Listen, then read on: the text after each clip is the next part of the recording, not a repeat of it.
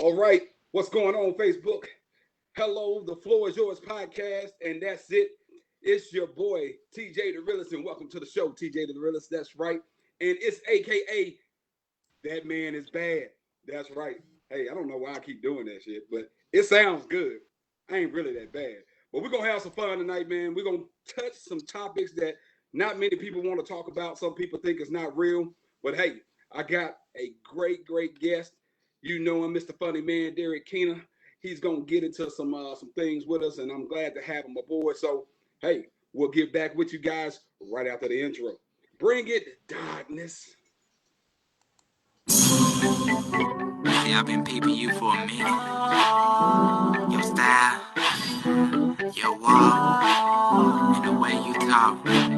See, I'm just gonna be honest with you. I'm trying to get groovy. GGI production. See, you said you was feeling me, but really I was feeling you. And you already know what I'm trying to do, 'cause I just told you. So tell me, can we get groovy? Can we get groovy? Can we get groovy?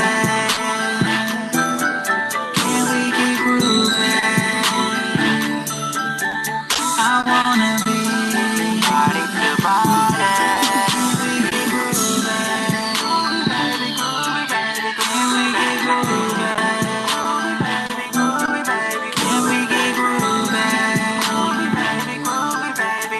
I wanna be body to body.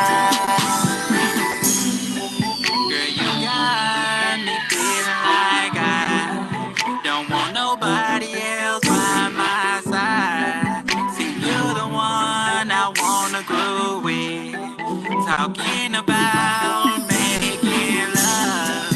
I'm just a man living in this cruel world, but you already know that when our body. All right, what's going on? What's going on? The floor is yours. That's right. It's your boy TJ the Realist. I got my co-host with me tonight, Miss Inspirational Chic Amisha Thomas. What's wrong? Look at her over there glowing. Got that blue mane flamed out over there. She looking good. I see you, girl. Working I see. out. Hey, man, trying to let it go. Get my juices and You berries. got a little beard on tonight, but you looking good. I see you. Thank you. Now, tonight, guys, we have a serious topic, but we're going to try to make it as lighthearted, but as staying on as possible. Hey, listen, I don't mean to jump in, but can I just say that the picture that Flex put up of himself, he looked like a funeral director. Hey, he looked like he was posing as a funeral director. I just have to say that because I was like, damn, what a casket at? Hey, man, that ain't part of the script, brother. My bad, brother.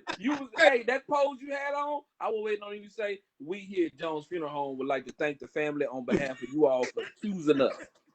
Anytime your family is in need, hey, Misha, what you doing? Anytime your family is in need, we want you to think of us.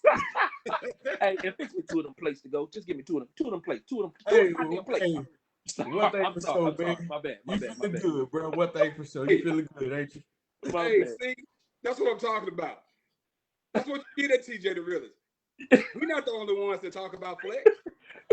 Hey, I thought he looked like a pimped out futuristic Papa Smurf myself, but we just no, man. Hey, he did look like a dark-skinned Care Bear, though. Let me just say that. He looked like chocolate was his power. Hey, we're already 2 minutes behind schedule. Why y'all? See, he always want to throw us back on schedule, man. But hey, as you see, I got Mr. Funny Man, radio personality Derrick Keener with us tonight. And brother, first and foremost, I want to say I'm glad to know that you're feeling better, that you're on the right side of things. And if you guys hadn't peeped out what we're talking about tonight, it's going to be COVID related. How, Mr. Keener? All right, go ahead. I'm going to need to call for your elbow, sir. Do I need to get man? Hey, everybody got to grab their mask. I'm kidding. I'm kidding. Hey, man. I'm going to need you to calm down. I'm going to need you to calm down. He don't know we have props ready, do he? We Hey, be on- baby. We be in the building. Right, right. Wait a minute. Hey, wait a minute. You got the spread. Hey, I'm gonna ask you about some of them drinks you was taking, but right now, since I see that you trying to get us under the weather, I'm gonna go ahead and take a sip of my slow and low to make sure my immune system is good. Take a little bit, man. Take as much as you need, brother. Man, see, I already know this show gonna be off the chain. We gonna just laugh just because. Yeah, man. Let's have some fun with it. Flex gonna put us on mute a couple times because he don't like getting talked about and everything. I'm done talking about it. Okay, you done? Okay. That's it. I'm finished. All right. He's finished until later on. Yes, that's what I meant. But hey, all seriousness aside, man, if you guys didn't know, well, how about I let you tell our viewers, Derrick, why we brought you on, what's one of the reasons, and what's some of the things we're going to talk about a little bit. Well, you know, I'm a survivor of COVID-19, and so you know, I was diagnosed with. I went and took my test on July the 4th. That was on July the 5th, and on July the 10th, I found out that I tested positive. Never thought that I would test positive for COVID. I thought it was. I can't say I thought it was a joke, but I had no symptoms, so I didn't think that I had COVID. I thought, you know, and had I not gotten tested, man, I probably would have infected other people just because I didn't know. Right. And right. So yeah, that's why you brought me on here, man, because I survived COVID, and I didn't mind telling everybody that I had it, unlike other people. Right. And that's one of the reasons why we wanted to bring you on. Sometimes people don't think things are real until it hits close to home, and you know quite a bit of people, and just the fact that it's somebody that they know, that it affected. Yeah. Hopefully we can open up some eyes to some of those that doubted that it was real, or whatever the case may be. So hopefully we can get a couple of people to just at least be mindful of themselves, give themselves some space, you know, whether they wear a mask or not, you know. Well, TJ, that was the whole point of me even saying something, because people didn't believe it was real. Well, when you have, you know, I'm on the radio, I do stand-up comedy, so I'm in front of people a lot. So people do know who I am. So for me to say I have it, it made them feel like I know the guy. Even if they don't know me personally, they felt like, man, I now know someone who has it. Right. And so it's real. I wanted it to become real to other people. Yeah. You know how black folks are. They ain't nothing right. They ain't nothing but the flu. They lying. Yeah. Until you sitting up there thinking your ass finna die. Oh, 5G or something, huh? Yeah, man. You know, black people, we are so, you know, I don't believe it. Ain't nobody I know got it. And I wanted them to know someone that you know has it. Right. Hey, Derrick, what made you go get tested is one of the things I've seen. What made you go? That was a big question that a lot of people asked me too, Amisha. What made me go get tested was I had just gotten my son for the summer. I've had him for 1 week. The week that I got him, I co-own a comedy club in Shreveport. I went to the comedy club, and the majority owner ended up testing positive. Now, I was only around him for maybe 15 minutes, maybe 20 minutes. I found out on the Friday night, on the 4th of July, that he tested positive for COVID. I immediately jumped out of my bed, got my son away from me because his immune system is compromised. He has muscular dystrophy. And so, you know, for you how to deal with that, knowing how his conditions be impacted. Man, let me tell you something. I had already had my mask over here because, you know, you're supposed to be wearing your mask anyway. Man, I jumped out of the bed. Dude was laying in the bed next to me, and I was looking at him like, I hope I don't have it, because I don't think I have any symptoms, but I damn sure pray if I do have it, I did not pass that on to my baby. And so, because his immune system is compromised, and because I was around someone who tested positive, I decided to go get tested. And I'm grateful that I did. You know, I'm still semi-social distancing. I ain't doing all the stuff that I was doing, but that's what made me go get tested, Misha. I wanted to make sure that my baby was okay. And I'm glad I did. I got him up out of here. And now he tested negative as well. Let me say that. He did test negative, you know. So as far as I know, I haven't passed it on to anybody else. It stopped because immediately, once I knew that I needed to get tested, I started quarantining. Okay. So tell us a little bit about the test. You know, you got different people that will tell you horror stories. I saw this one video where that dude was in the car and that nurse was trying to shove that thing up his nose and everything. Was you like that? I was not, man. I was not. I'm one of these people. I'm gonna tell you who I am. If I got to do something and I know I got to do it, hey, go on get it over with. It ain't gonna kill me, right? Hey, let's go on and do that, man. Just they I don't want to use that term. I think that's such a they did me in when I went to go and have my test. Let me tell you what I mean by that.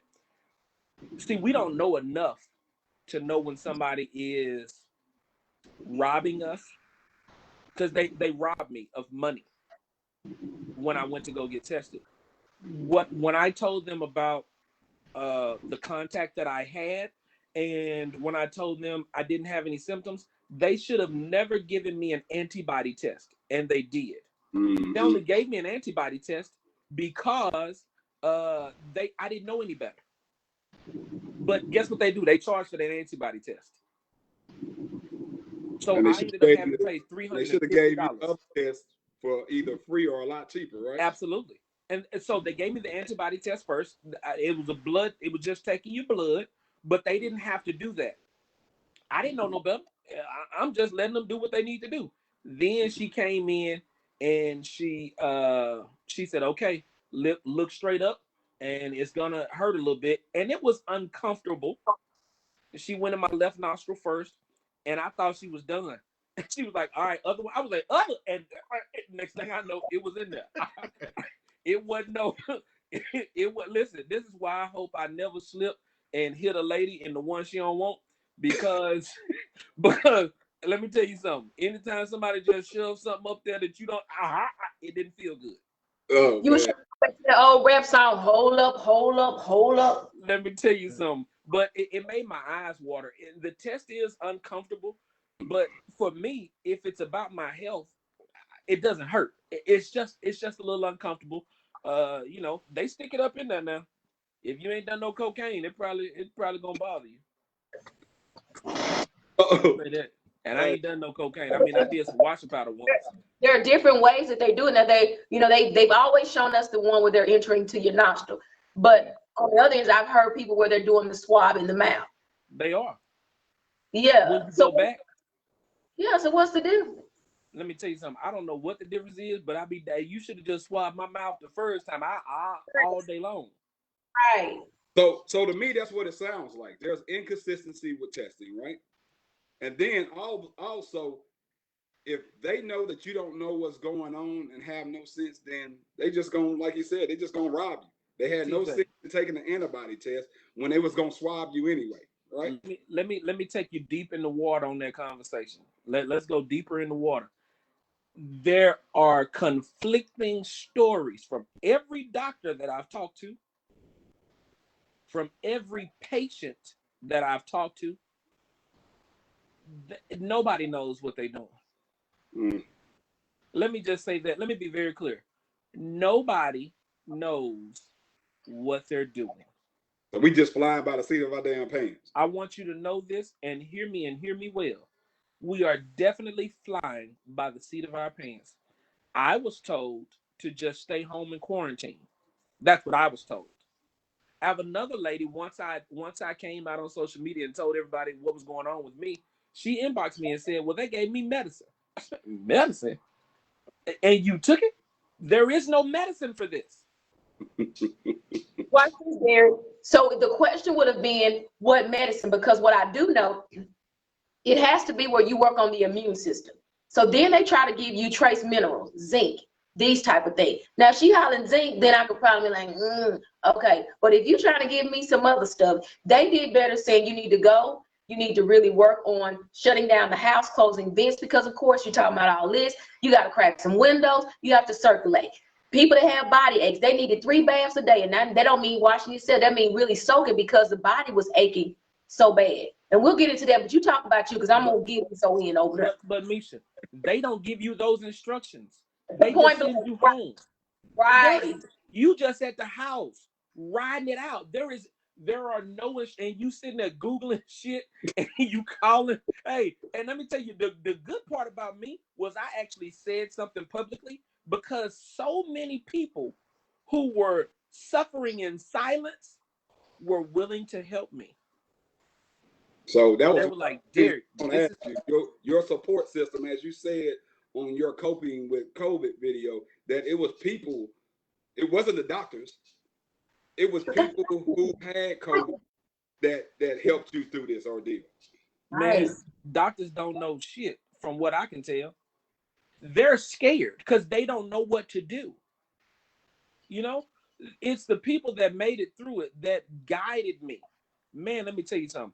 If not for them, I wouldn't have known what was coming next. I wouldn't have known, I was asymptomatic for the most part. I had diarrhea. So let me tell you, I actually thought that I sprained my back. If y'all know, I put on social media that I was in the gym, bench 315. I started working out real heavy. I got up to 315 on the bench press. I benched it 4 times in one day. That was on a Wednesday. Well, Robert Webb was spotting me. And let me tell you something, I wouldn't ask this nigga to spot me $5. Never. You hear me? He was the worst spotter in the world. And I felt something in my back. Well, I thought I had a back sprain. Now that I'm over this COVID, I know it was COVID. It wasn't no damn back sprain, man. It was all in my back. I mean, I'm taking what Misha said about taking a bath. Man, I'm in there soaking in the tub. I never soak in the tub. My back was killing me. But it felt good, didn't it, Derrick? You just wanted to sleep in the tub in the water. Listen, I done put that Epsom salt down there in that water with that lavender in it. I was like, yeah. They said the reason why people back hurt, man, is because the lungs are inflamed, and when they're inflamed, swelling up, and it's pushing on your back and your ribs, man. So they said it gets really painful. But Gerard, you know what? So you're telling me that the doctors don't say this? Yeah. They just say go home. That was the most frustrating part. Hope you're at home. Make it through. Go home. See you later. I'll see you in the if you live. If this is what they take, man, I thought I had this package around here. I probably got it somewhere.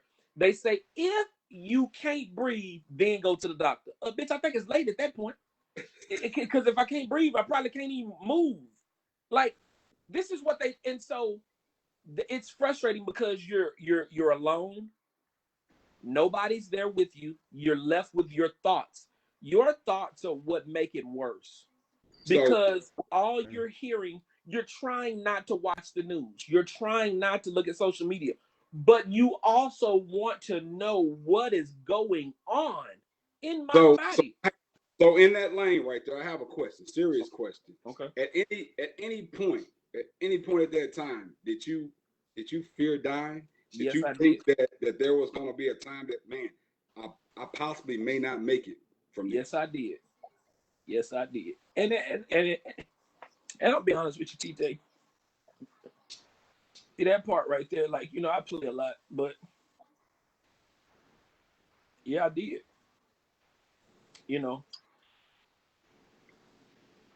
Yep, I did. Yeah, I did. That has to be hard, because just to hear you say that, I couldn't. Sometimes we be at home by ourselves and we got some alone time. That's different. But to have to be quarantined where you can't be close to the ones you love when you want to be close to the ones you love, I couldn't even imagine that. Man, let me tell you.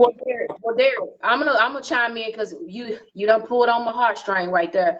And I'm a mother. And the truth is, one of my babies endured it. And to not be able to, she couldn't come home to me.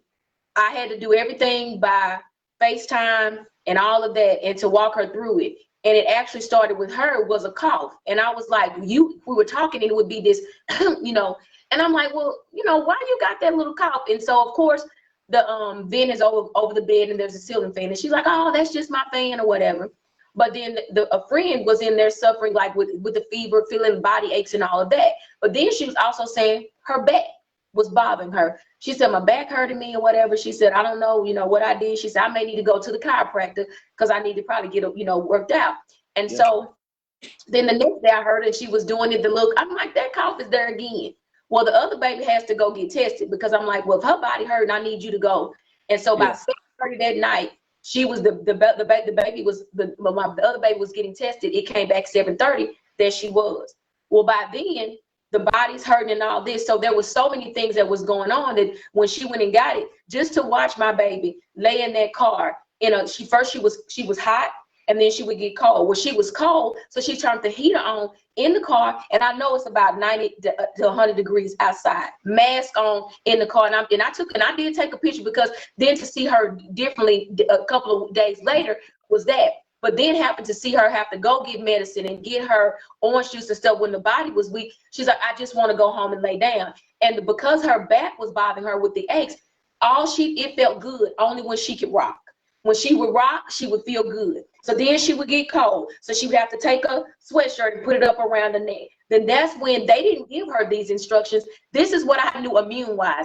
I had to now get packages to send green tea, hydrating electrolytes for the body. I had to bring fruits and vegetables, these different things to tell her to do, to open up the windows, close the vents, open the windows so that circulating, if you sneezing or anything, it's going out of the house. Right. Back in. So if these babies didn't know or had anybody, like you said, to tell it, and then what got me, my baby, mine got the hit. And when the more I think when she just heard that positive, it's like everything just started to just be this process for her. And so we had Tylenol was what they wanted you to take and not an ibuprofen. And because so many different symptoms, they were out of Tylenol. So I had to call a nurse. She had to get cold and flu Tylenol because now we needed the medicine that was for the body aches to go along with, because basically it was a flu-like symptom. But just to be a mother, and you are somebody's, Miss Ramona's son, which I love, Mama Ramona, to see you, to give that part of you as a man, I commend you and I salute you, because so many times when men are going through and they do have those scare moments, you don't get to see the vulnerable side. So I thank you for your transparency. However, to see my baby do that, it was just like, she's like, I don't want this. She said, people die from this. And to know your baby needs you and you can't do nothing. And man, and you don't want the disease. Man, I laid in that bed and I didn't want to get up the day that I thought I was going to die. I didn't want to get up that day. The only thing I wanted to do that day was get up, take a shower so that I could be clean when Mickey Stewart came to get me. Oh.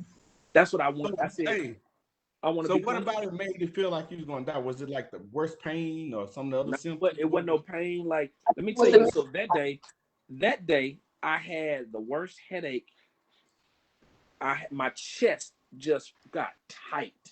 It was just tight, and it didn't affect my breathing. It was just tight, almost like it's about to start affecting my heart. And it was right in the center. It was just tight. And the fatigue that I felt that day, it only happened one day. The fatigue that I felt that day, I'm looking at the bed now. Let me tell you something, man. I damn near pissed on myself because I was too tired to get up. I was too tired to get.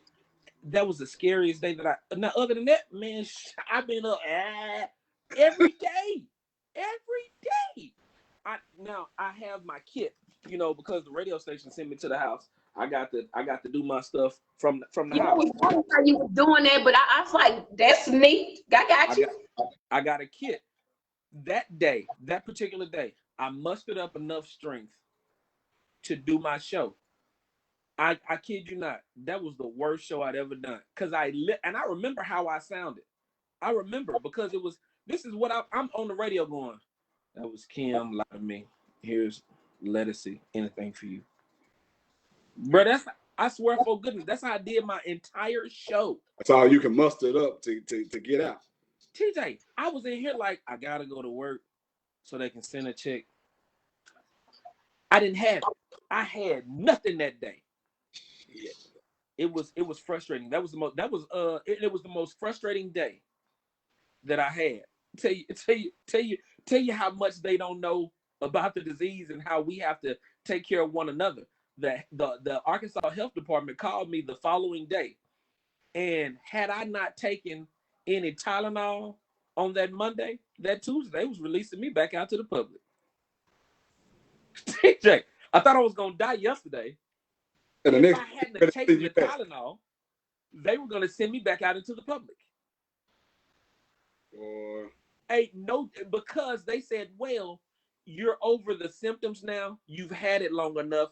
You don't have it anymore. I said, you a damn lie. This is what y'all gonna do? Hey, man, I got text messages. I got emails from the Arkansas Health Department.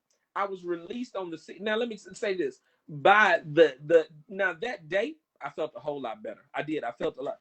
But I still was like, no, I got something. It ain't... Do something wasn't right. Oh, no, it wasn't right at all. But I had to wait another 72 hours. Right. Mm-hmm. And so, man, I made sure... I just took another lady who's dealing with COVID. Didn't tell anybody. I had some gloves. I took her the gloves. I took her some chicken noodle soup. I took her a thermometer. Just because you're gonna have to check your temperature before they release you. Fully release you. You gotta have you can't take any fever medicine. So the Tylenol that Misha was talking about, couldn't take that for like 72 hours. So the fever pretty much has to break on its own. That's right. Anything to help. To help. That's right. Before they say you can go back out into the public. Hey, so I heard about these nightmares that some of the people that had. Do you have nightmares at all? I don't know about no goddamn nightmares, man. Okay. Hey, that's that eating late at night and your ass is over 40. That sounds like somebody trying to get a damn check. Well, no, really though. So why CNN and Chris Como and some of the anchors on there talked about like those. Some of the things that they was dealing with. Now, if I don't remember having nightmares, I don't remember having dreams during that time. Some nights you had a dream and some you don't. I don't remember having dreams, but I certainly didn't have a nightmare that went with it. Or hallucinations at all? No, none whatsoever. Now, the worst thing that happened again was the diarrhea, and from that, my ability to judge what's a fart and what's not. I wanted to ask you that question. Yeah. I wanted to know the ability to judge a fart is huge. Like, fix your face down there. What is that? Hey, man, let me tell you something. I thought, how when you got a fart and you just raise up a little bit? Let me just tell you, there wasn't farts that were coming along. Them definitely were. Hey, TJ, I got some blue-out draws in that trash can. Let them go, man. Let them go. Hey, man, I got some blue-out draws in that trash can, brother. Because I was like, hey, because when you sitting there and you know you got diarrhea, but you like, this just a fart. This ain't, no, that was pre-diarrhea. That's what that was. Hey, TJ, I raised up and this is, I said, Mine's supposed to sound like, this said, I said, what is this? Hey, there's some lady on here, Miss Ann, she said that she had a nightmare. I guess she must have had it, and she said she had a nightmare. So I guess there are people that are experiencing these, and it was a young lady up earlier. She was asking how many days did you suffer, but you remember when you said something about the antibody?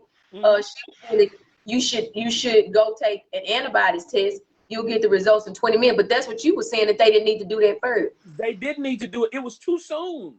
Right. See, they can do it now. I had just contracted. When you just contract the disease, you don't need an antibody. Your body hadn't built up any antibodies yet. Gotcha. And now at this point, I have antibodies. Also, I'm O negative. My blood type is O negative. People with O negative blood have been suffering less, or they haven't had to go on a ventilator. Mainly people with O negative blood are not on. So pretty soon, just from my belief, I'm not the most educated man in the world, but I've talked to doctors and I lived through it. And I've talked to other people that lived through it. Pretty soon, and this president that we have, man, the numbers are gonna start going down, but that does not mean that people don't have it. Right. Somebody said the antibodies only tell anything that happened before the past 14 days. Yeah, So, because I'm gonna tell you what it does. It tells you if you previously had it. Yeah. Or now, if so, I never had it before this point. That's all the test was telling me. So it came back negative. I was actually excited, like, okay, cool. One test is negative. That antibody test didn't mean shit. Mean nothing. It's meaningless. Man, it was meaningless. So I'm curious to those who said that they had nightmares. Was there any specific medication that the hospital put you on? I'm curious to know that. You know, that's Miss Ann. That's Miss Ann.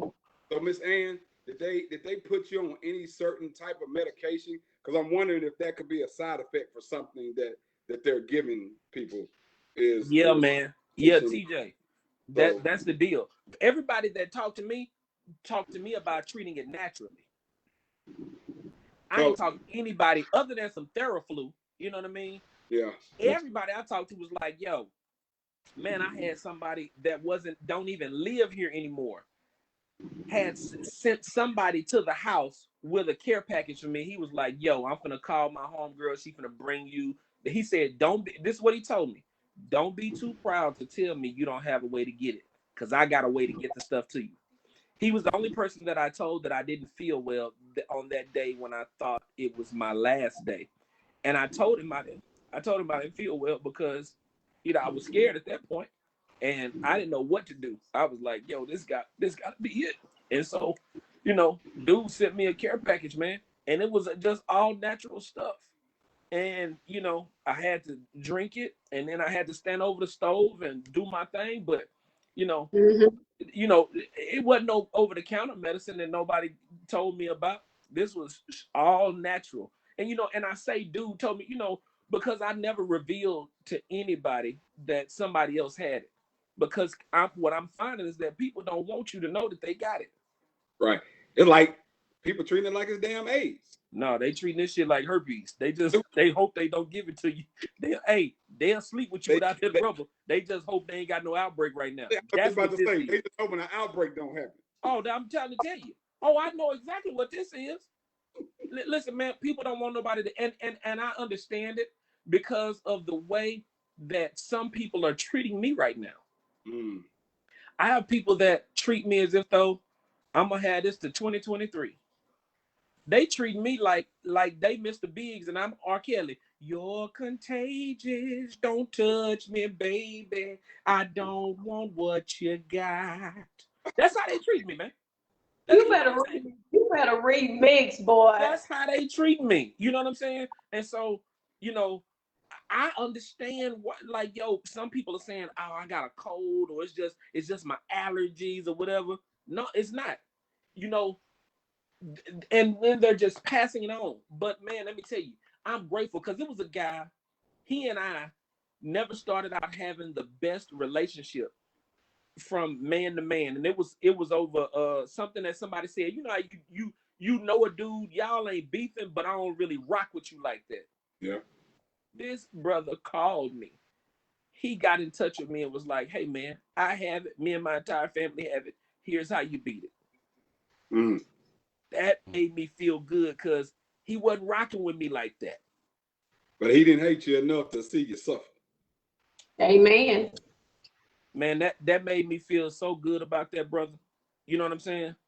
Now, I never disliked him, but I knew he really didn't like me like that. I knew that. That brother came through and was like, this is what you need to do. And not only did he tell me what to do, he would call and check on me. Man, people that have had this shit, that have gone through it, have checked on me. Yeah. They don't want nobody to know they got it, but they done checked on me. Checked on. Hey, I got a question for you, man. So they talk about some of the lingering effects, even when people recover from it, like still difficulty breathing, issues with the lungs, and you got any lingering effects now that you're past it? No, man, the people who are going to have those lingering effects, from what I understand, because again, this is brand new. This whole thing is brand new. Those are the people who experience the fevers. Mm-hmm. See, some people had temperatures of 103 and 104 for days on end. Mm-hmm. I never experienced the fever. Did you lose taste and smell? Nope. Okay. I could smell it because that's how I knew it wasn't no fart. That's how, I like no fart. So you got all your energy back and everything now? You back like full energy, appetite, and all that stuff back? And let me tell you, man. Now my appetite was a little thrown off because I wasn't really eating as many solid foods, and I ate what I could eat, but I didn't have a big appetite. I think that was mainly mental, though. Let me tell you, the mental game that is played with you. Now I wanted to drink stuff, but I didn't really have a big appetite. But when it came back, the day that I knew I was better, I felt brand new. I felt like I could go outside and run a marathon. Mm-hmm. The day that it was off of me, it really was like, if you've ever played football, when you take your shoulder pads and your helmet off, you get it off. It's like, yo, I feel new. I have a renewed sense of vigor. There's so much energy, so much life in me, so much love inside of me because I knew I felt like I was gonna die because people have it and they die. And I think Black people really take this and they don't take it serious enough. And they think, I don't know nobody that got it. I don't know nobody that died from it. Everybody gonna beat it. I beat it. I probably had it last year. This will get me with niggas. he said nigga. I think I had it last year, and I'm better now. Or I had it earlier this year. But then don't want to. They afraid to be around you when you say you got it. Yeah. Or I've had some looks. There was a lady. My partner. I have a friend, and he was such a good friend during this time for me. Man, that dude was like, I told him, I said, man, I got COVID, and I was telling him, how I was feeling. He said, come by the crib. I was like, nah, bro, I said, I don't want to get you sick. He said, man, I ain't worried about that. Come on by here. It made me feel good that he wasn't worried. Now, I didn't go over there. Right. But I was just like, man, thank you for not treating me as like though I'm a leper. Yeah. Now, when I did go see him after I was off of quarantine and it was a lady that must have knew who I was. I have a mask on, and she was like, "Hey, yo, she backed up on you, boy, quick, like, don't see." Hey, matter of fact, I went to go get something to eat when I was off of quarantine. I walked into a place. I had my mask on, and I got my food. Now that was like last Saturday. I walked in there and got my food. Well, I frequent this place often. I went back into the place yesterday to get something to eat. And I didn't go in. I went to the drive-thru, and old girl said, are you okay? I was like, yeah, I'm good. She said, because, when you came in here last week, I was nervous. I say, I wouldn't have come around you if I had it. She say, that's why I didn't take your order. I was like, what? Damn. Black folk think you're going to have it to 2023. Let me just tell you that now. But you know what, though, man? The issue with that, man, is just the mixed messages that we get from our leaders up at the top, man. When they're downplaying and telling folks that, hey, the survival rate is super high. And it is, but they're not telling you how it's going to affect you and how, even if you contagious and give it to other folks, how it could potentially kill others. So I just hate the mixed messages that are coming from our leaders. Check this here. So you want to talk about a mixed message? Here's a mixed message that they're giving out. They will tell you when you test the first time, the health department will tell you, we do not recommend you getting another test. Even after we've taken you off of quarantine, we don't recommend it. Here's why they'll tell you that. They tell you that, and then they'll say, because you're still going to test positive. You are no longer contagious, but your body is shedding the disease. Yes. But you're not contagious. Now, when President Trump said, if we stop testing, the numbers will go down. Take your butt, call just anybody that's watching this, call Healthcare Express. I'm just going to use them as the example because I called them. I called them a couple of times. Call Healthcare Express and tell them that you want to take a test. They're going to tell you no. They're going to ask you what symptoms do you have, and you better give the right answer, or they will not test you. Yep. They were testing any and everybody until Trump said stop testing people. Now they'll tell you the reason we're not testing is because there's a shortage on tests. Y'all are sports fans. Y'all watch SportsCenter and all that? Yep. Okay. So you've seen the NBA bubble where they have 365 NBA players and they're testing them daily, aren't they? Yep. Ain't no goddamn shortage on tests. It's a shortage on common sense. Ain't no shortage on tests, man. If you can test them and they not sick, it's some people out here that's sick that need to be tested. Yeah. Why you can't test them? Yeah, you're exactly right, man. What it is that a lot of the ability to test to read the test, so they can take the blood and all that, but they so backlogged. You go to Atlanta and they talk about 13 days. Some of these people still hadn't got the results for the test. So imagine if you're going around 13 days after you taking the test, you don't know if you got it or not. The potential of you still spreading it. So check this here. The first time I took my test, because I've taken two. The first time I took my test, I got the results back 5 days later. Now, my son, he took his test. He got his the same day because of his body, his condition. That's right.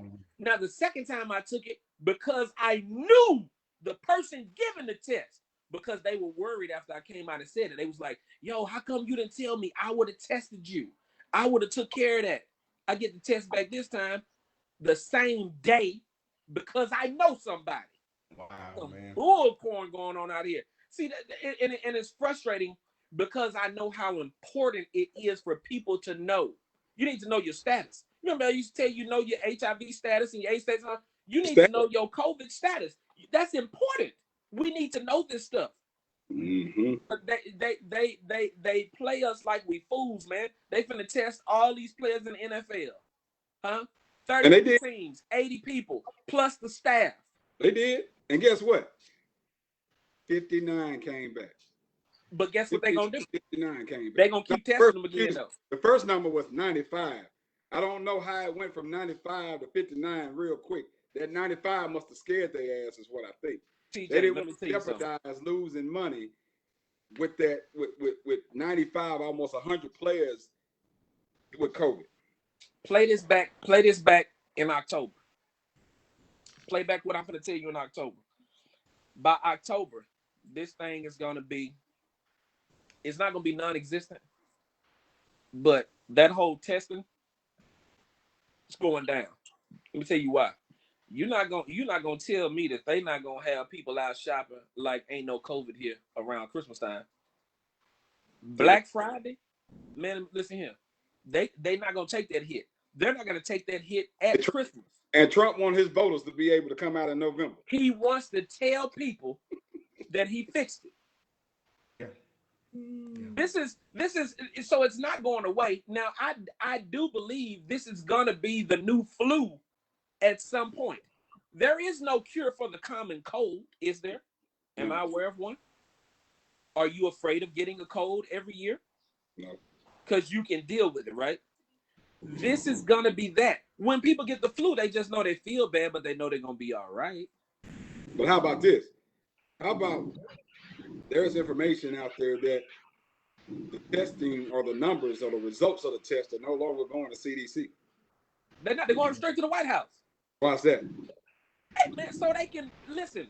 Anytime anybody that's ever been in a position where you can play with the numbers and you can fix it the way you want to fix it, you're gonna do that. Hey man, this is this administration's fault. We wouldn't even be in this position if he hadn't have fired the pandemic response. You fucking idiot! It's the pandemic response team.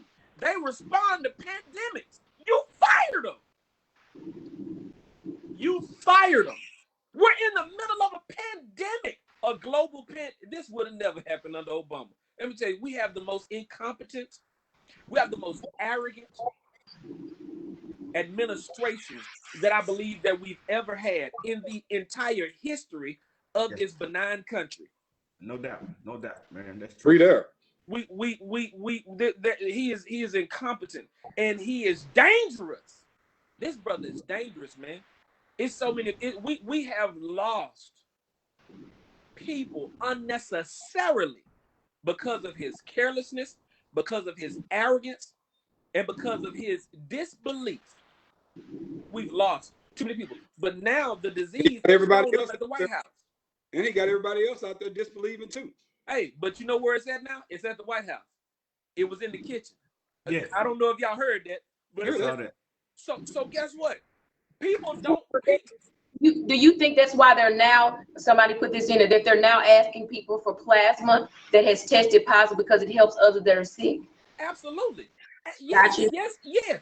Let me tell you something. People don't believe in this disease till it hit their doorstep. They got to know somebody with it. And it's got to be somebody close. It can't be somebody that they can't call and that they can't touch. It's got to be somebody close. Now that it's at the White House doorstep, I bet you his punk ass start believing a little more. Hey, but you got to remember, though, the story came out the other day that he gets tested multiple times someday. So he's scared of it. He knows that it's real. If you're not he's scared, trying to why pull you the wool over multiple times? But he want to pull the wool over everybody else's eyes, and he wasn't expecting the information to get out into the public, man. And, you know, the thing is, man, this guy, he's not ignorant, and people say he don't know. This guy gets more briefings than anybody in this world from 11 security agencies that go out and tell him the dangers that we're facing. Let me tell you something. You control people with fear. Yeah. They have us so afraid when going through airports now because of one terrorist act. It all happened on the same day. Mm-hmm. But they'll tell you, now I travel a lot, or I used to before COVID hit. We got the orange, the red, the green, you know, they got these colors so that you can be fearful because that's how they control you. Okay. This thing, it got out of control. It wasn't supposed to do all this. Supposed to affect a few people and whatever. This got out of control. The guy is controlling us with fear right now. That's when you said he's getting all these briefings. Well, see, he knows now I got to let the fear come down because we're about to have an election. So I can't have them going to the polls with this heightened sense of fear. Right. Now, of course, the Texas State Fair not going to be here. The 4 states fair. There's some stuff that is got to shut down. But by the time that election get here, hey man, let's have a free for all. We're gonna be back out barbecuing. We're gonna be back out having public gatherings. We're gonna be at concerts. Beyonce, perform, get it, do your thing, Beehive, all that. We're gonna do all of that by the time the election gets here. Now, and I'm not saying that we should be, but because they got to get this economy back moving, we're going to be. So hey, real quick, because we can talk about this all night. I wanna see if there's any questions or anything from anybody that's out there watching that you guys see, Gerard or Inspirational Sheik, that we haven't touched or covered. There may be some good comments or some good questions that somebody want to ask Derrick.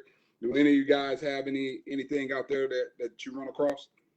Well, I kind of was going, as we were talking, I kind of threw them in there as we were going, so that would keep the flow going. But then we also have Sweetie saying that pneumonia is now at an all-time high, and it's going from 0 and know that they don't have COVID, they have pneumonia. So go ahead, Derrick. I had a friend, my friend Chad Cleveland. Now he suffers from bronchitis. Okay. Mm-hmm. And he smokes a lot and he don't want to smoke anymore. And the reason I said Chad's name, you notice I ain't said anybody's name this entire time because I want to protect their identity and not put them out there if they haven't already put themselves out there. Okay. Chad Cleveland, he did a video. They tested him like 3 times within a matter of a day because they were like, we think we see COVID, but it was pneumonia that he had. They had no beds here, Marshall, Longview. They sent him to Hot Springs. He had called me. It was a Sunday. He had called me that day. And we were talking about COVID because I had just put the video out the next day. But he had pneumonia. It is at an all-time high, but I believe it's because of COVID. Yeah. Because what it's basically doing is attaching to some part of the body that's already in a compromised position. And I don't care if it's just a slight strain or you got a little mucus or something there. It can just hit you with a sinus infection. If it's something there that's going to allow it to get there, and if your immune system is already down, it's going to jump on you because everything is already compromised. Hey, you know what? It's funny you say that because the health department, whenever they call you, they ask you, do you have do you have diabetes? Do you have a heart condition? Do you have high blood pressure? Because those are the people. See, it's people with underlying conditions that are faring a lot worse. Now, Right. let me say this: there are some people who don't have underlying conditions that are also suffering pretty bad too. Right. Mm-hmm. And so, again, the disease does what it wants to do in everybody's body. Yeah. Nobody truly knows, but what we do know is those people who do have those other conditions are faring a lot worse than those like myself who may not have. I suffer from high blood pressure, but I started taking care of myself on April the 1st of this year, going to walk, exercising, not drinking sodas, you know what I mean? Doing little things to get my health under control. And so you need to do as much as you can to help your immune system without having to go to the doctor. And you ain't got to do all the exercise. And one of the things that does help though is getting like some sunlight every day whenever you're sick with COVID. It's funny that you said it because that's what I told my baby. I said every 30 minutes a day, I need you outside. You need vitamin D. You got to get out. You can't stay in the bed. You got to keep moving because when you lay down, you are not helping the body heal. You have to move. That part right there. So another thing, when you're dealing with COVID, don't lay down. You'll want to lay down. Sit up. Because when you lay down, you letting that it's just settling. It's do exercises where your hand is going over your head. You need to do that. Man, I would get in the car and drive to Magnolia every day just to have some sun on me. Really? Windows down, so I wouldn't feel. And people in Magnolia don't know me. Hell, I'm just riding around Magnolia just waving shit. Because people in Texas County, if I'd have waved at their ass, they'd be like, he got that shit. I didn't want that. I didn't want none of that. Yeah. Hey, Derrick, another thing too that affects people, and you talked about it a little bit earlier, but the blood type. So I saw an article about a week ago that did say that people with certain blood types are more susceptible to be more ill than people with, I think, O positive and O negative blood. That's right. And I have O blood, and I found that out sometime a while back because they were like, "Oh no, we need your blood. Yep. You got that good stuff." I'm O positive. They try to give me 2 bags at a time every time I get blood. Hey, TJ, you can't get that. I think it was when I was giving blood. They was like, "Oh, we need this." Yep. Oh, y'all are endangered species around here, buddy. Yeah. Hey, they called me. They called me the next day that I'm available. Mr. Gowans, you're ready for another donation. Can you come see us? Yeah. Damn. They want you. Cover.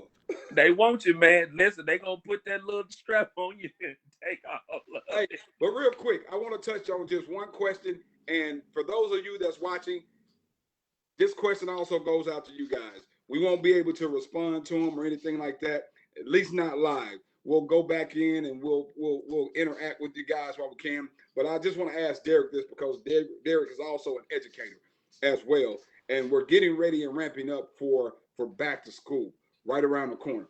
Our great old president or administration is telling these schools that if you don't go, we're not going to fund you.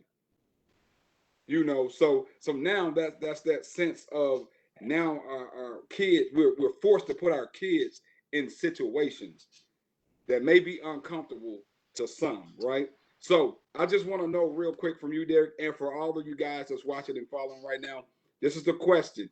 How do you feel for those of you who have kids or who are educators about kids going back to school that's coming up next couple of months? I'm not going to no damn school. Let me tell you something, man. I don't even I went earlier today to get my oil changed. I had my mask on, and this little boy was behind me, and he had sneezed and wasn't wearing no mask. And his mom was like, "Oh, come here." I was like, "Yeah, you better get his little funk ass, because he got one more hot chew for I hot whoop his ass." I tell you that much.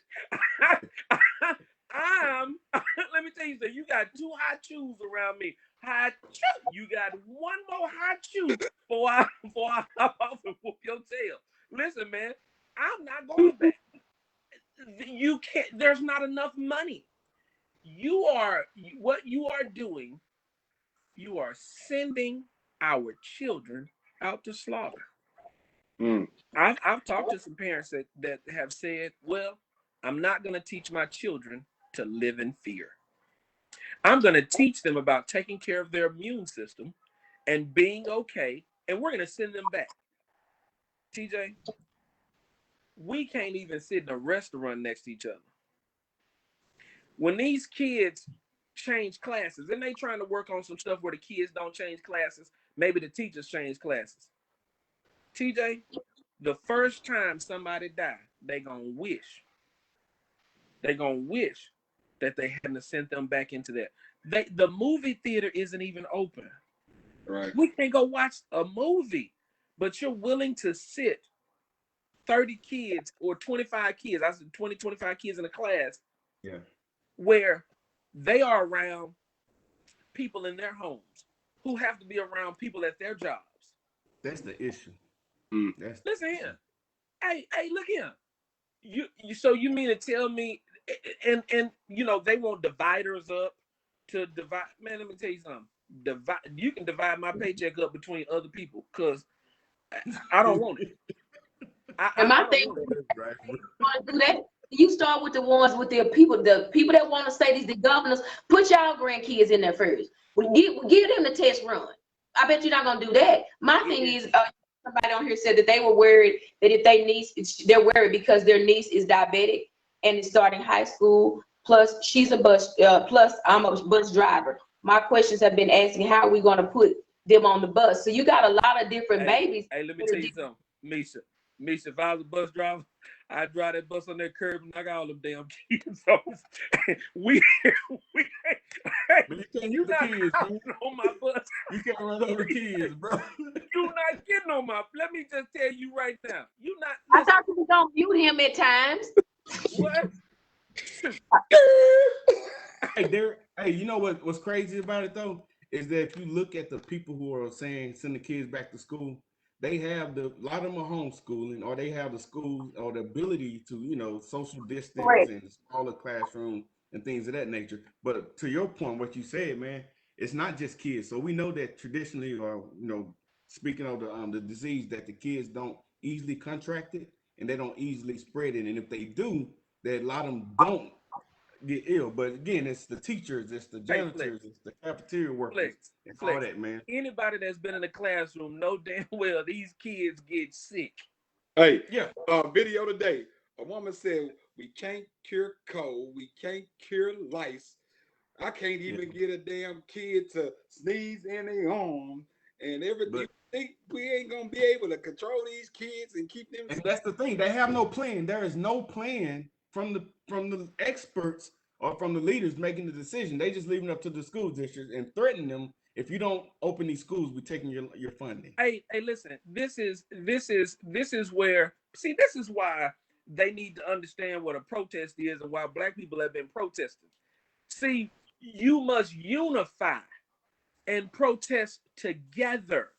We must stand against them. See, this is either they know that either this is a hoax, and see, I hate saying it like that. Either this is not as bad as what the numbers are being reported,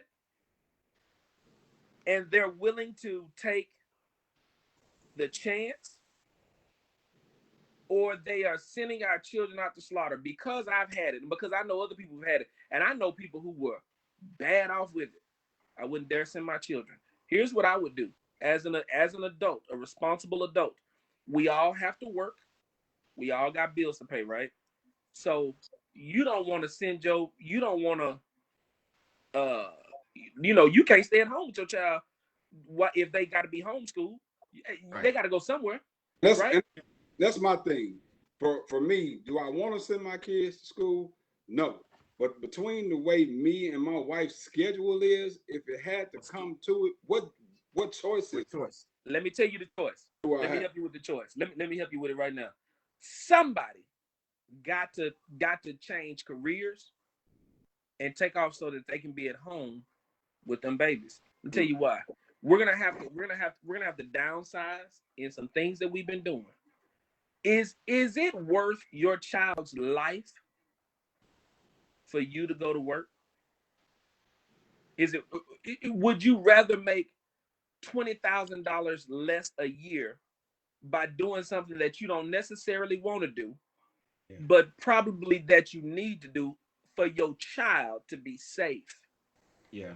And that's what Chris Cuomo talked about. She said, unfortunately, her baby is going to have to go to school. And then you've got Miss Johnson that says a lot of parents don't want online because of fear of not being able to help their children because they aren't intelligent enough themselves, perhaps. They're less educated. They're less educated, quit school at an early age. What do they suggest they do? Listen, keep your baby at home. Then y'all just be uneducated to damn together. Would you rather have an uneducated child or a dead one? See, this is what gets me. The choice is or death. Yeah, that's what I was going to say. So that's what Chris Cuomo talked about. He said the alternative is death. Like it don't get worse than that. So you gotta. Yeah. And that's what I'm saying. So we want to. Here's what we're looking to do. We're looking for somebody to pacify us or justify why it is okay to send my child to a possible death. Damn. You got to understand who's the people traditionally that's going to be affected. It's going to be it's the poor people. Exactly. It's poor people. Exactly. But because listen, so now here's what you got to do: get off your high horse. Get off of it. Get off of your self-righteousness. Necessary. Huh? It's a hard decision, but it's necessary. Hey, listen here. Get off of your self-righteousness. Get back with them kids' daddy or their mama, and you figure this out. Well, one of y'all work nights, the other one work days, because if not, is your baby worth risking their life? Is it worth risking their life because you do have to go to work? I'm very understanding of the fact that we got to put ourselves in harm's way. Misha, you catching hot flashes over there? Get back with your baby. Now what he did was you really took the people, I mean, out there, like, I can feel it for them. I mean, half of them can't get together, and I'm being real on it. They don't know how to go to separate corners, even if we're not going to get along, and we got to learn to get in the middle for the child. And when we get done taking care of what's done, then we can go back to not liking one another. So I do get you on that. Now, it is one person that said on here, changing careers is not always an option when some barely have a job and may be the only parent around. So you're still going back to now we collectively have to say, hey, the child's livelihood is at stake. We have to now be parents at all costs. That means if I got to help them 6 weeks and you got to help them 6 weeks, then we come together to collectively do this thing. We ain't finna argue about no child support because right now the child needs support. I pretty much think that's what you're saying, Derrick. So we got to worry about that support, the monetary, but the physical and the emotional support that these babies need. Or Misha, listen, drop your pride. Let your favorite cousin, y'all move in together. Two adults. Hold on. But see, Misha, here's the thing. See, it needs to be 2 adults there. If not, what are you doing to these babies? Hey, man. Hey, drop the excuses and drop the bullshit. Your child could fucking die. Hey. Now listen. Now you tell me what's worse than that. So here's the deal, bro. Or you just want the insurance money. What you want to do? Yeah, so here's the deal, man. So this goes back to what we've been talking about. It's not, I tell folks all the time, man, I think social class warfare is the new accepted form of racism. If you take away the hope, if you take away resources from people and make it to where they can barely survive and they depend on you, and then you cloud their minds with a bunch of misinformation, man, people are out there in flux, man, and they're looking to their leaders for help. And my issue with that is this, man. There are answers. There are plenty of answers. It's not a one size fit all. And the big thing is what I've learned is that whole divide and conquer issue that's been working for centuries is here now. And part of it is divide and conquer. The other part is to keep people ignorant. And you give them no hope and you make them desperate. And then what do you got left to do, man? So that's what's dealing with a lot of our people in our community. So let me say this, because I was real passionate about how I was saying this a moment ago. I was extremely passionate, and I'm certainly, to the viewers, I'm certainly not trying to come off as insensitive or like I don't understand. That's not it at all for me, because there is, when I think about the alternative of what happens to my baby, nothing else matters. My pride cannot get in the way of me saving my child's life. What would you do if you said, well, there, it's just me. I've got to work. I'm barely making ends meet now. I'm struggling because the kids are at home. I need to send them to school. I need to. I have no other choice. Prepare yourself and make sure that you have insurance on your children. I would say that. That's a hard pill to swallow and Well, have to. TJ, which of course, if we're talking about comments on here, your wife's actually a nurse, right? And she works with the COVID patients, and Hell, she was one of the ones I called early on. I'm sorry. I was like, Serena, I and she was saying that I'm sending my kids to school. I work with COVID patients, so they are safer at school than around her. She said, all I can do is put my trust in the Lord. You got people that work around COVID patients, but guess what? See, she's a lot more careful. You see, she's a lot more careful. When you work around them, you feel like, man, there's a chance it could get through to me. But I see she takes more precaution. You think them little snotty nosed, dusty tail kids at that school gonna be taking precaution? First of all, I don't believe they're gonna wear their masks here. They don't even come to school with, and it's not their fault all the time. Kids don't even come to school with their hygiene together. This is a major problem. So and that's I know that they tell you, wash your hands good. Hygiene is important, and like you say, and some they said, Derrick, you're not making sense. This is the real world. I don't believe it's about the kids getting sick. It's the staff when it's talking about going to the school. No, for me, it's about the kids. I could care less about the staff. Let me tell you something. Kids pass diseases to kids all the time. Now the staff got kids. I get it, but kids pass diseases to other kids all the time. You can't tell me these kids don't get sick. So listen, to anybody that wants to send your child, send your baby. I'm not here to do your household. You do your own household. And listen here, I'm only speaking from a passionate place because I've had this shit. So to anybody that want to send your kids out there on the battlefield, send them. That's your prerogative. You have that very right. Derrick Keener don't run shit. I don't run your house at all. So listen, I ain't got to make sense to nobody but me. But what I do know about me and mine, man, I'm not doing it. Yeah, so they're just going risky across the board. They're going collective across the board. They were saying that you can die, at church. These old horse rides, everybody going to, and they coming back home with their kids. So I kind of get it from both angles, because I understand that too.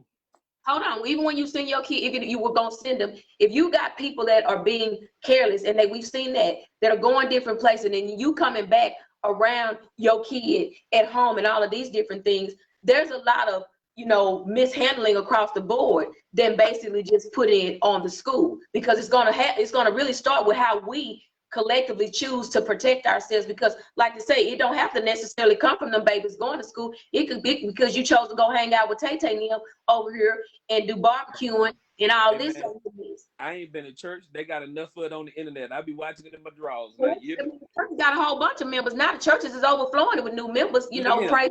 I done joined 17 churches in the last 2 weeks because I like the message. And ain't said nail piece of tithes and offering, have you? Ain't said nail piece. I'm not gonna do that. I ain't gonna do all that. But I have pledged allegiance to 17 churches. Hey man, I pledged allegiance to a bunch of different pastors. Like, you did that today, Ruffin. Yeah. Hey, but to their point though, it is, man. I think we've been spoiled. We've been spoiled in our culture, man. I'm talking from a military standpoint, man. I've been over in theater and I've seen how people just normal living is like hideous. And I come back and I realize how good and how fortunate we are. And to ask people to give up some of their comforts and some of their conveniences, man, it's scary and it's Hey, but you know what? But something we don't want Flexco, to do. check this here. That's all I'm telling the people is to give up some of their conveniences. Yeah.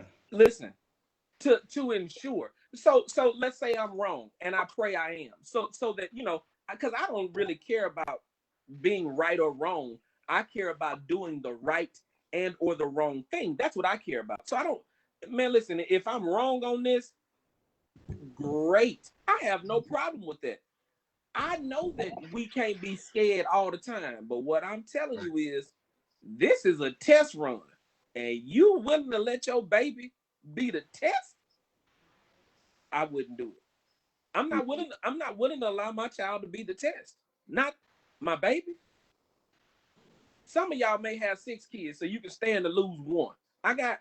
Oh, you stupid. What you about? If you don't hit the mute over there on that one, now Derrick. It's caught me off guard. It's too late now. Derrick, hold your face just like that now. That ain't nice. That wasn't nice. I'm gonna tell you right now. That wasn't. Oh. And I know you can't stand to lose one, but don't nobody want to lose. You ain't got but one, but don't nobody want to lose one of the 6. Now, tighten up over there. Don't say nothing else to me. Just say, okay, we good. All right. I don't know. It might be somebody out there that say, Oh, I'm pretty sure the right here blow up in my face. I'm just trying to turn his light. Don't nobody hang them when they see him. Hey, here's the They thing, always Nisha. put their fist on him for talking about the staff don't matter, and I had to try to save a lifeline for him then. Well, listen, let me tell you something. It ain't so much as that these things don't matter or the staff don't matter. What I'm saying is your child I get should matter to you more than anything. That's all. That's really all I'm saying. And I get it. Man, listen, sometimes we just got to take a chance. I hope my baby don't die. Well, I'm not in that number. If I see that y'all babies ain't dying by the end of next school year, I'll probably send I'll be like, oh, I was scared. You still won't stop. I just told you okay, Misha, I don't mind y'all sending them kids back to school. Send your child. I'm gonna watch. That's not what I'm saying. I'm just saying if you gotta listen to what you're saying, and you said, well, y'all do the test run, and if it don't work for you, it's that ad lib that can be the kind of the tug on the heart of people. And they gonna listen to they're listening to what you're saying. I just feel like let's not be to the sensitive part when it has to be that sarcasm gets to add it to it where you're talking about. Let me tell you why the sarcasm. But if you think about it. Let me tell her why the sarcasm was added. Derrick, you ain't making no sense. Well, shit. Now look here. Now that one right there, we be moving on. Don't stop. Don't stay in that little corner because there's so many more stuff that got to be answered. Keep going. Come on back in. Go. We gotta be emotionally intelligent. So we gonna move on past that. We'll keep going because we talking good. Go ahead. Hey, time check. We're at 8:23, brothers. Man, hey, I don't know, man. I'll tell you what. I love this show. Hey man, I'm enjoying it. In the sense of realness, we've been able to have a lighter spirit, if I should so say, and laugh a little bit. But in all seriousness, for one and most, it is still real issues. It's still something, regardless of if you believe what he said or not. It's still something that you have to think about. It's still, to me, realization. Sometimes when somebody says something, you may not want to hear it because it's so harsh, but you know deep down in your heart that they telling the truth. Sometimes it's just that. And I know sometimes some of us are in situations that we do have to just pray and give it to God and do the best. And I can feel Derrick. Derrick is not saying that he wants to control it. He's just saying understand the possibilities of the realisms that can come for that circumstance of what some of us may have to go forward and do this coming up school year. Excellent point, brother. Hey, one thing I want to say, as always, brother, I'm glad that you made it through this. I'm glad that you're able to talk about it. I'm glad that you're able to share your story. Hopefully there is somebody out there that was on the fence that had doubt and said, well, this can't happen to me or didn't happen to somebody that I know. I'm glad that you were on here to share your part, show your passion, give your sense of your heart of how it made you feel. I give it to Amisha on saying that us as men, we barely want to go to the doctor. But for you to share that emotional part of you that said that I was scared, Hey, that should wake somebody up. you want to know what's messed up, man? Let me tell you what's messed up. There was another guy, I'm not even gonna call his brother name, who was around me and the guy that I was around that got sick, who had some symptoms. He told me the other day, he said, man, I was just waiting on you to say that you was released so I could go outside. Cause I wasn't finna go to the doctor and have them tell me they told you. Hell, I already kind of figured that I had it. This brother told me, he said, man, just send me a copy of the letter that the health department sent to you, because that's what I'm gonna use.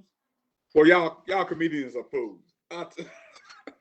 Y'all have some of the weirdest, strangest senses of humor in the Hey, no, world. that's a man deal. That ain't even a comedian. Cause you know how men are sending their woman to the doctor because they don't want to know. Like, hey, she good, I'm good.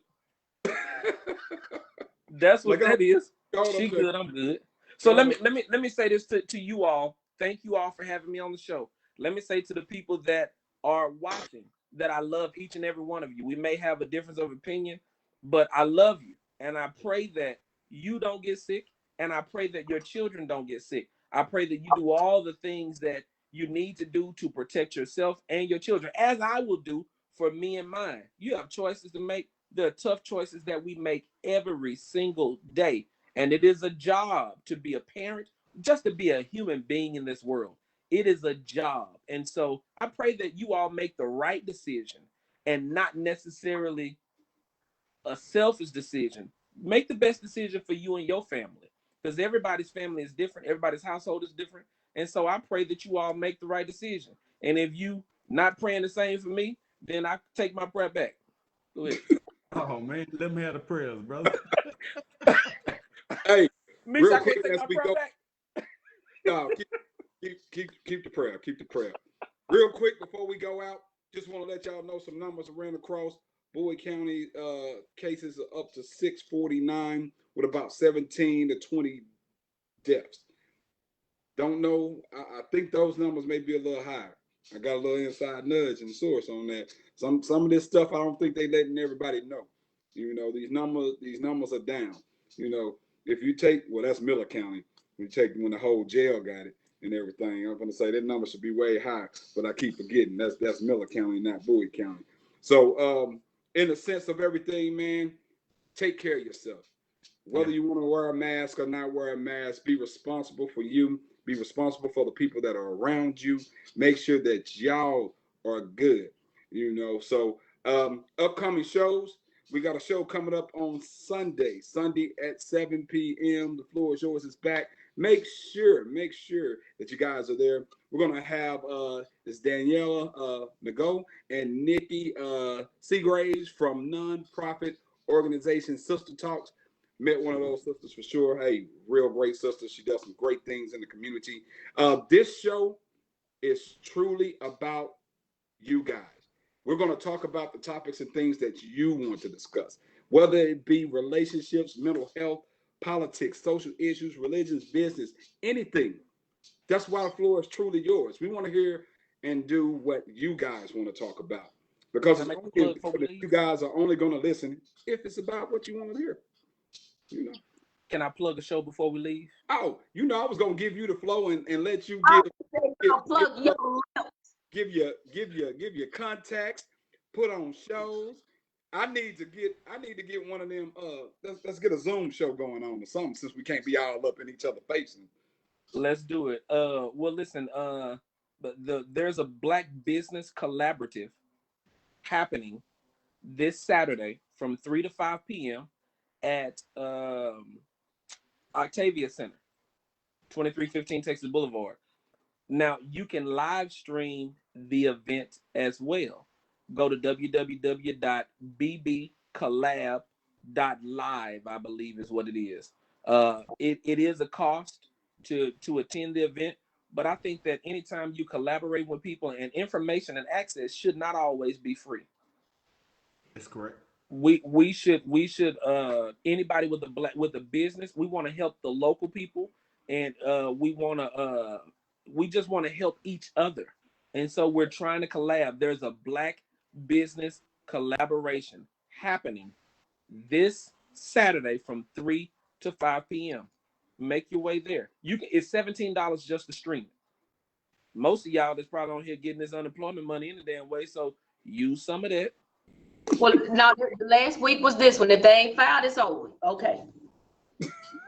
Yeah, we get that information from there. We could put it in the comments of this post, and we'll also share it on the podcast. Absolutely, I'll make sure I send the flyer, and it's gonna help the community. We always talk about supporting Blacks, and TJ said something a moment ago where it was like Derrick may have been harsh, or you may not like. It's like you may not like the way that the information came to you, but it may be true. So we talk about doing so much in our community. But then when we have an opportunity to do, we always find something else to do. So I'm letting you know there is a place where we're trying to network and we're trying to grow together. So thank you all. I love each and every one of y'all on here. Bless you.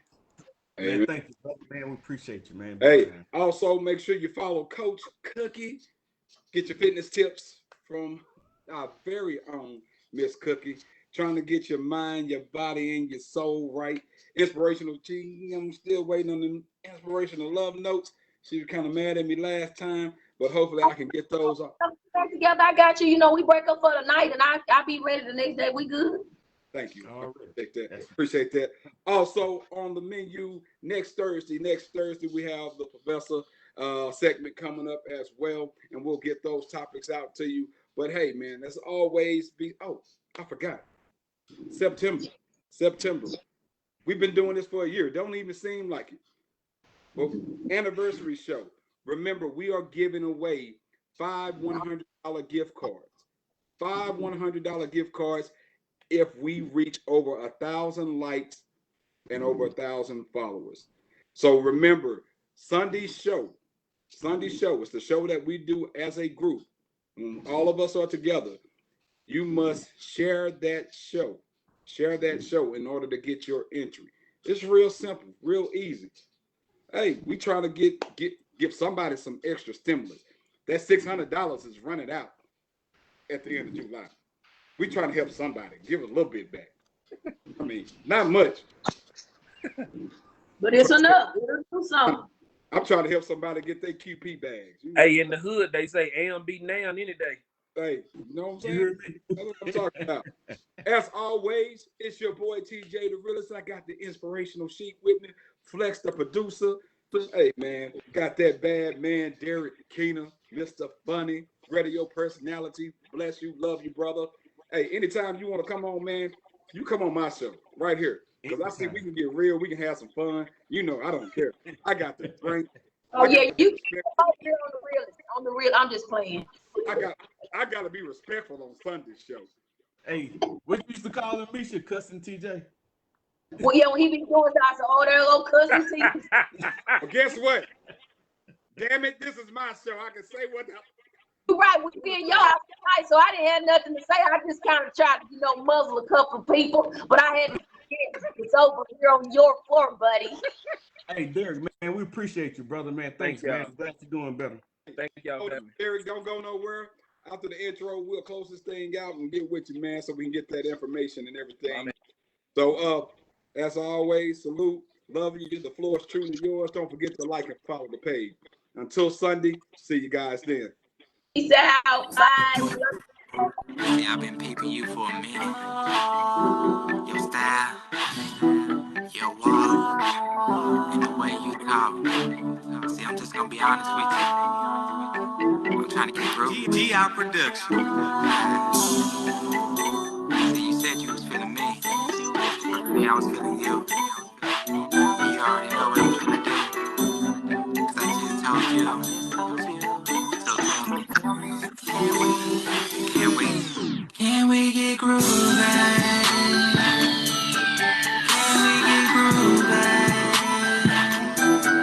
Can we get groovy? I wanna be body to body. Can we get groovy? Groovy, baby, groovy, baby, groovy, baby, groovy, baby, groovy.